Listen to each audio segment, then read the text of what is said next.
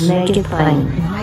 MIP. With Masamela Matfumo. Mark Thompson. Make it plain. Get woke.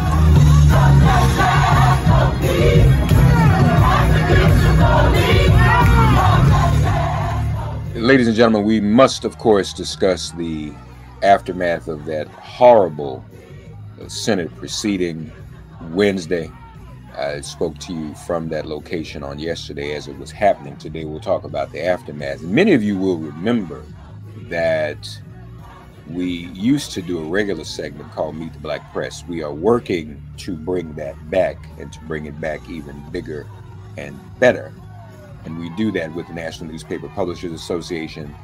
We're happy to have with us to provide his perspective on what has happened this week and also get his reaction to some comments Joe Biden made yesterday about the black electorate. We welcome back the Reverend Dr. Benjamin F. Chavis Jr., the president of the National Newspaper Publishers Association, blackpressusa.com. Dr. Ben, how are you, brother? I'm doing fine, Mark. And this is another day that the Lord have made. And of course, we're in the aftermath of the Senate failing to do what it should have done. But I want to encourage Black Americans. I want to encourage communities of color that this is not the end. This is not a period. It's not even a comma. We got to keep pressing forward for freedom, justice, and equality on voting rights, on criminal justice reform, on health care, on ending poverty, on environmental justice, on climate justice. We got a laundry list of things that we got to push, but the most important thing right now is voting rights.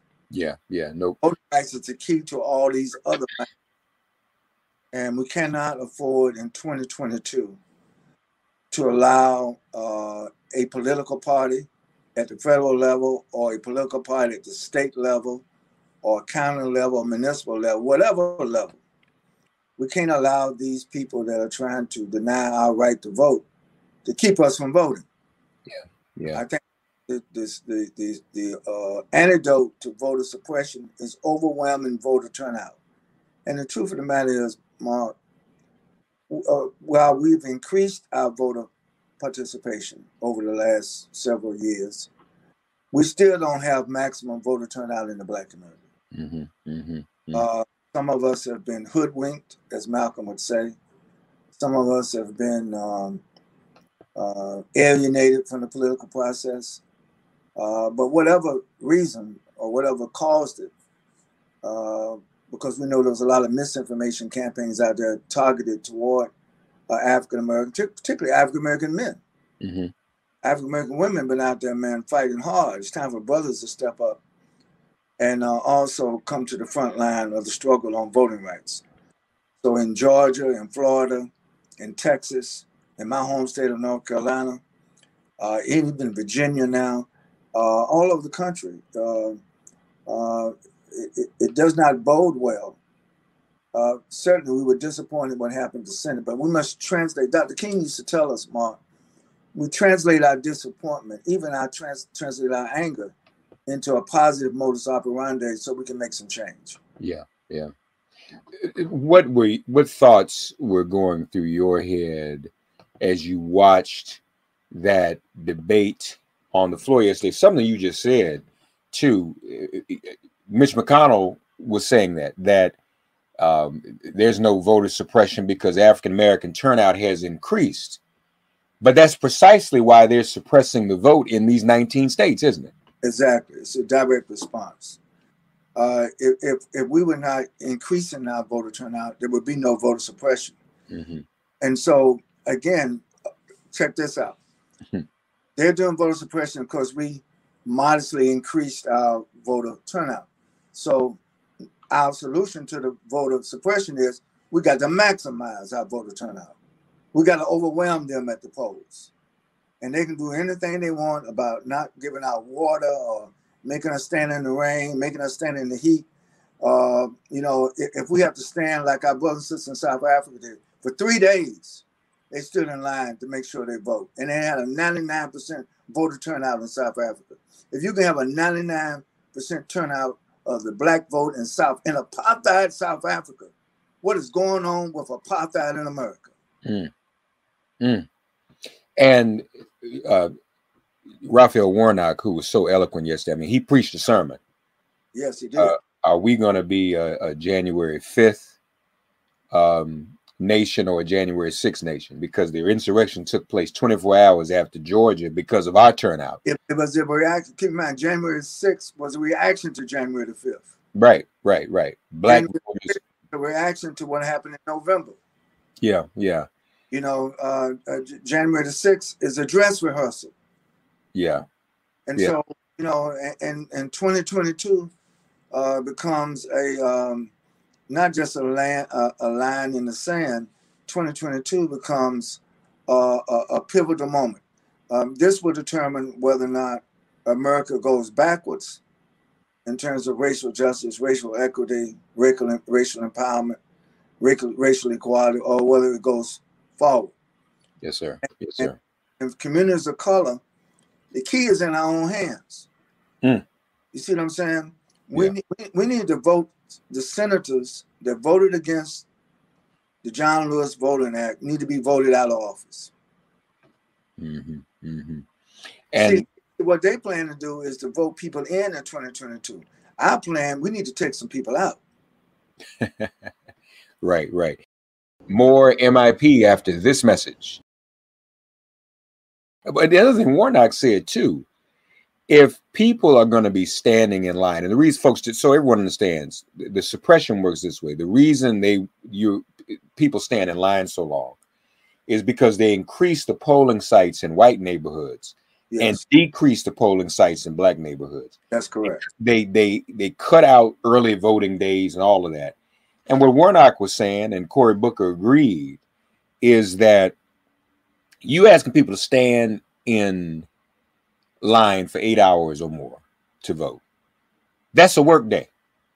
So then people have to miss work to go vote. And if that's a cost, a financial cost, Ben, of voting, that's a modern day poll tax. Making people miss work to vote is his own poll tax. And that's the thing that that makes it so challenging. Well, again, it's systematic. They not only reduced the number of polling sites in the African American community, but in those places where polling sites remain, there were long lines. Law enforcement were harassing people in the line. I remember when I used to live in Florida, I had to vote for 8-10 hours. The law enforcement started towing people's cars away while they were trying to vote. That's a So all these tactics, you know, the Board of Elections, the county commissioners, the people who supervise, the Secretary of States in these states, we have to be vigilant, you know, and my thing is we need to be working on a massive ground voter turnout. And the reason why I say ground, I mean people to people, person to person. While media is important, radio is important, television is important, social media is important, Mark, but there's no substitute for us getting out there, knocking on some doors, getting our cars, getting our vans, getting our church buses, getting our transportation. We take people to the polls. You know, we have to see voting as a life and death reality. And we have to choose life over death. I'm afraid, though, Ben, there's some of us who don't see it. People feel as if this is a manifestation of Biden not doing enough for our community, not delivering. First of all, I think part of the problem is getting the Biden administration to understand and getting the public to understand. People were told, if you vote in 2020, you vote in a special election in Georgia, we'll have a majority. People don't really comprehend or understand because it's not clear. Well, if we have a majority, that's what it says. Then why can't we get passage on bills? Many people are just learning about and cloture for the first time. They have they have this House, the Senate, and the White House. But however, you have rules since the Civil War that prevent our interests from being manifest. So you need more than a majority.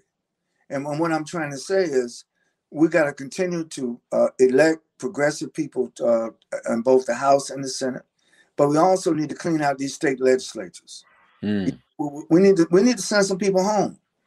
And then we need to put some people in there. I'm talking about the state level where all this gerrymandering is going on, where all the voter suppression is taking place. And I think the United States Justice Department is going to have to activate the Civil Rights Division of the Justice Department. We need to be taking these states to court, to federal court. Yes, and sir. what the Biden administration has done, but nobody has talked about, we have put a record number of African Americans on the federal judiciary all over the country. People not talking about it. All right. If we got these judges in place, let's take these white supremacists, let's take these voter suppressionists to court. Yes, sir. Yes, sir. And that's a victory unto itself. I'd like to you in the audience, though. I know you've heard this, but I want the audience to hear it. And Ben, I want to get your reaction on the other side. Kyrsten Welker of NBC News asked a question at Biden's epic press conference. And of course, he can't win. The media says he didn't hold the press conferences, and they were complaining yesterday the press conference was too long. So he's under that kind of attack. But take a listen to how Biden. Media is fickle. Yeah, the Beltway media especially. Here's Kyrsten Welker's question to Joe Biden. More MIP after this message. Mr. President, but I want to ask you about Black voters, one of your most loyal constituencies. Yep. I was in Congressman Clyburn's district yesterday in South Carolina. You opened this news conference talking about him. I spoke to a number of Black voters who fought to get you elected, and now they feel as though you're not fighting hard enough for them and their priorities. And they told me they see this push on voting rights more as a last-minute PR push than it is a legitimate effort to get legislation passed. So what do you say to these Black voters who say that you do not have their backs as you promised on the campaign trail? I've had their back. I've had their back my entire career. I've never not had their back. And I started on the voting rights issues long, long ago. That's what got me involved in politics in the first place. And I think part of the problem is, look, there's significant disagreement in every community on whether or not the timing of assertions made by people has been in the most timely way. So I'm sure that there are those who are saying that why didn't Biden push John Lewis bill as hard as he pushed it the last month? Why didn't he push it 6 months ago as hard as he did now? The fact is that there's a timing that is not of one's own choice. It's somewhat dictated by events that are happening in country and around the world as to what the focus is. But part of the problem is, as well, I have not been out in the community nearly enough. I've been here an awful lot.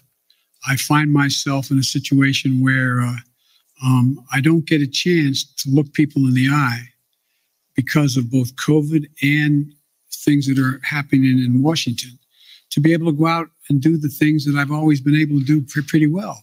Connect with people. Let them take a measure of my sincerity. Let them take a measure of who I am. For example, I mean, as I pointed out in South Carolina, last time when I was chairman of the Judiciary Committee, I got the Voting Rights Act extended for 25 years, and I got Strom Thurmond to vote for it. That's what I've been doing my whole career. And so the idea that I didn't either anticipate or because I didn't speak to it as fervently as they want me to earlier.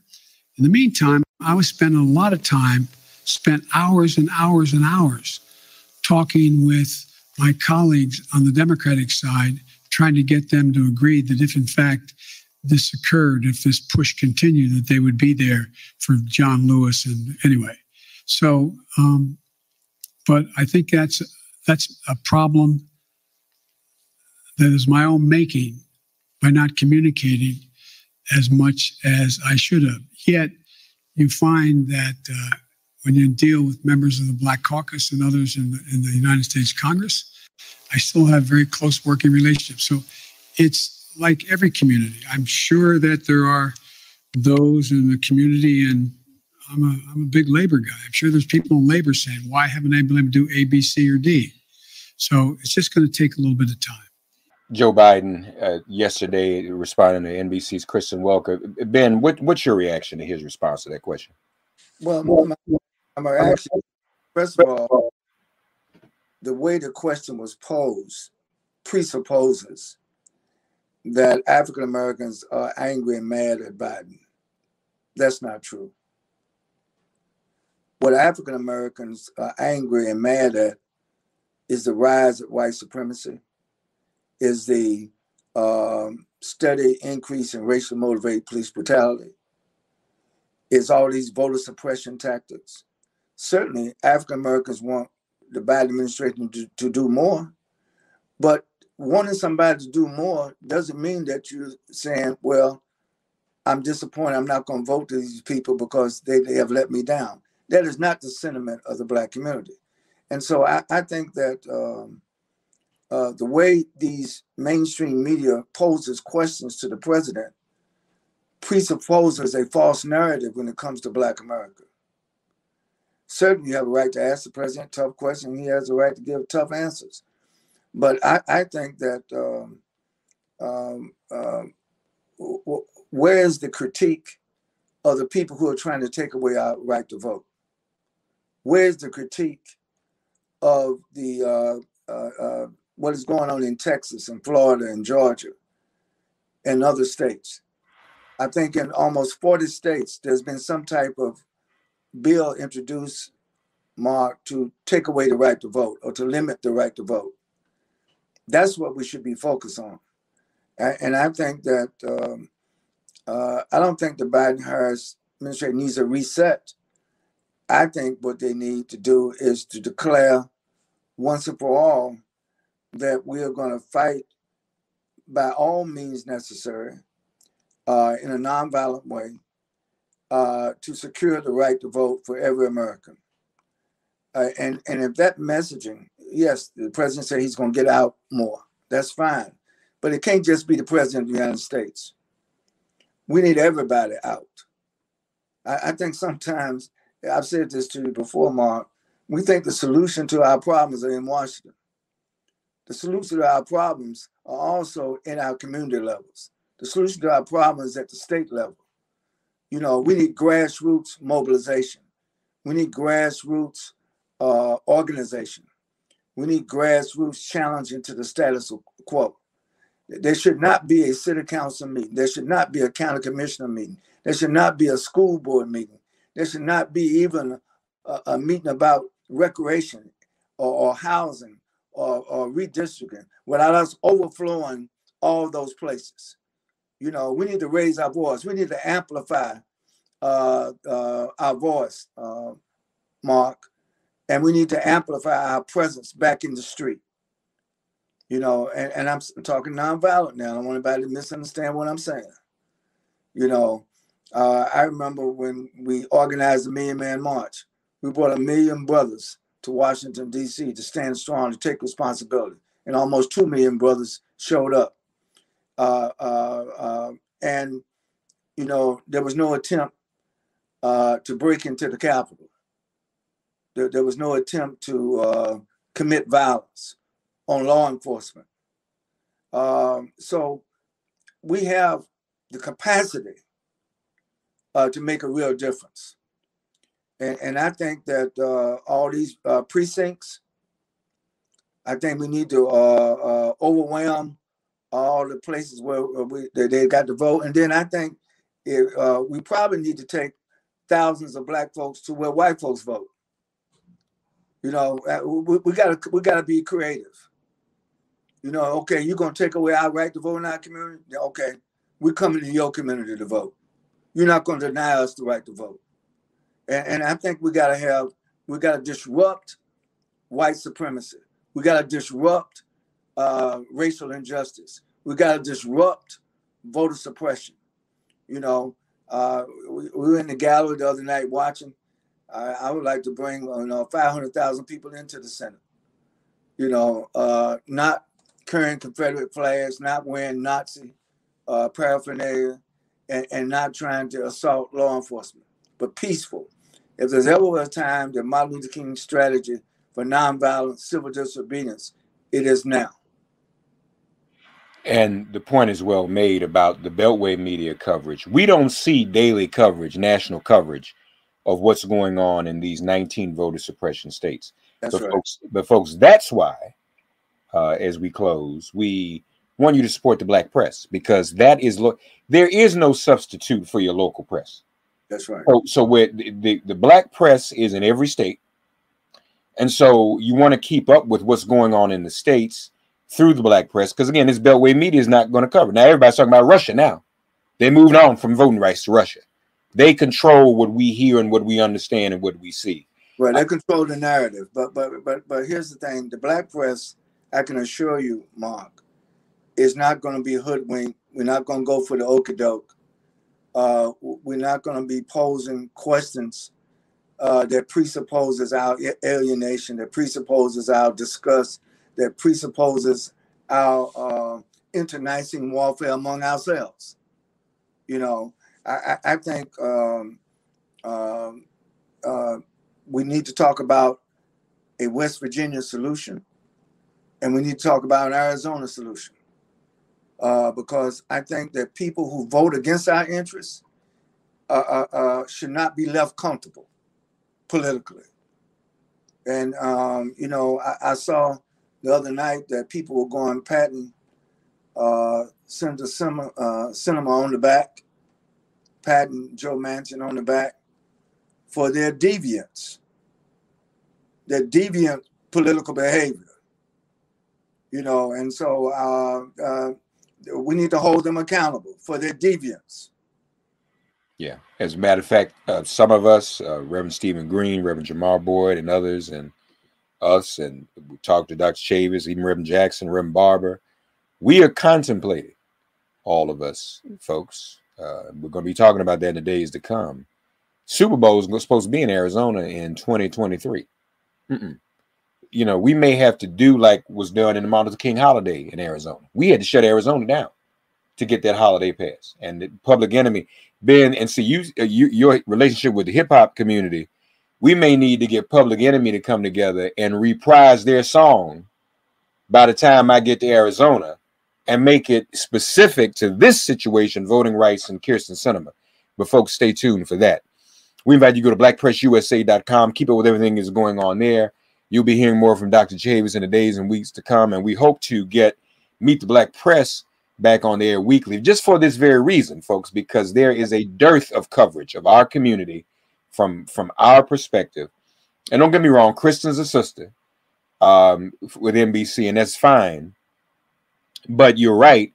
While I support her question, there is no coverage of what is going on. The brother down in Florida, in Jacksonville, we're going to try to get him on the show, shut down Ron DeSantis's press conference and went to jail for doing so because he wanted to ask relevant questions. Ron DeSantis don't want to answer relevant questions. So we've got to figure out a way to deal with this so people can understand, you know, what is really going on out here. Like, we get the frustration. Last thing I'll say, Ben, you know, I thought about this. I spent some time with Representative Clyburn yesterday, and we talked about this. I know everybody's frustrated, but I want y'all to think about it. This weekend, this Saturday, 49-year anniversary of Roe v. Wade. Next year will be 50. Those who wanted to stop Roe and overturn it might finally get it to happen with the Supreme Court. But they didn't expect the instant gratification of that movement being resolved in 1 year. We voted in 2020, 2021. We want everything, all our problems solved. Those anti-women's choice protesters have been working for 49 going on 50 years. They never gave up. They applied the eternal vigilance Frederick Douglass talked about to their struggle. If they had given up, Roe never would have been overturned. Now it's about to be because they didn't give up. We may have to understand that we have to be as vigilant. Frederick Douglass is ours. We may not get it all in within a year or two of our voting. But what did the Republicans do? They took their time. They controlled the courts. Ben said it's very important. We're now getting some of those judicial appointments back. But for 50 years, they've been making judicial appointments. Mitch McConnell, talking about packing the court, packed all the federal courts with Trump appointees and right-wing appointees. And so now, so they can look now 50 years later and say, this is a victory. There's some struggles that are going to take us a little bit more time, and we need to think about that. You know, freedom is a constant struggle. Yeah. And the struggle continues. I think that 2022, I predict a resurgence of grassroots, door-to-door, community organizing, grassroots, door-to-door, GOTV. We need a spring offensive. Yeah. On voting rights. That's right. Let's get it on. Before we go, Dr. Chavis, so I want to give you a moment or two. I want to lift up, Dr. Chavis suffered a transition in his family. His older sister, Helen Chavis Ortho, passed away. She was an incredible scholar who wrote the definitive biography of their great-great-grandfather, John Chavis, who fought in the Revolutionary War. As a matter of fact, Ben, share with the audience a little bit about Helen Chavis and who she was. Helen Chavis Ortho was one of my oldest sisters. She passed away on January 1st, 2022. We spent Christmas with her, Thanksgiving with her. She was in great shape, but had a severe stroke that she did not recover from. She was a scholar, had a PhD from the University of Wisconsin in English and Africana Studies. She married a brother from the Sudan, another Ortho, who was a freedom fighter in the South, who was in fact killed during the Civil War in the Sudan.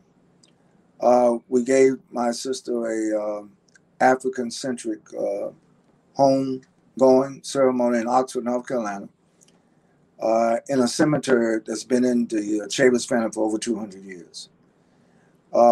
So I thank you, Mark. I appreciate all the condolences, but I plan to keep my sister's spirit alive by continuing to fight for freedom, justice, and equality in our HBCUs. My sister taught at 6 to 7 different HBCUs over the years: Howard, Hampton, Jackson State, North Carolina Central, Johnson C. Smith, and many others. One of the things she said to me before she had the stroke was what we just talked about. She was concerned about all the voter suppression that was going on. And her book about John Chavis is a book that I recommend anybody reads, called John Chavis, Patriot. Talks about the importance of education.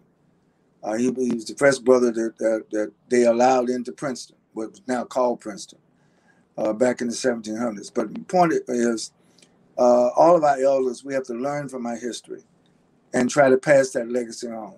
Earlier today, Mark, I had the opportunity to talk to the Reverend Jamal Boyd II, a young 27-year-old brother. And I saw in him not only as a scholar, but an activist freedom fighter. We need to raise up a generation of millennials, a generation of Generation Z, freedom fighters who excel academically, who excel in street organizing, who excel in advocating, so that we can deal with a narrative that the whole family has to be freedom fighters. That's one thing I learned about my family. My mother, my father, my sisters, my cousins, my uncles, my grandparents, my great-grandparents, my great-great-great-grandparents were all freedom fighters. That's a Chavis family tradition, of course. And you interviewed Jamar Boyd. Let's also, before we remind everyone, Chavis Chronicles. Yes, on PBS every week. On PBS, folks, check your local listings. And Dr. Chavis has always used the pulpit, his activism, and print and broadcast media. We have to, I think Du Bois taught us, we have to cover all those bases. Marcus Garvey as well. The UNIA had its own newspapers and what have you. So we've got to get our word out from our perspective. That's very important. BlackPressUSA.com and Chavis Chronicles. Check your local PBS stations. This will not be the last year of Dr. Chavis, because as I said, we're going to get Meet the Black Press back on. Absolutely. We got to make a return. All right. Thank you, Dr. Chavis. Thank you, Mark. God bless. God bless you. Thanks for getting woke and listening to Make It Plain. Please remember to listen, like, and wherever you get your podcasts, please give the show a 5-star rating. And please do spread the word. Let's all continue to pray for each other during this pandemic and this police-demic. If all hearts and minds are clear, it has been made plain.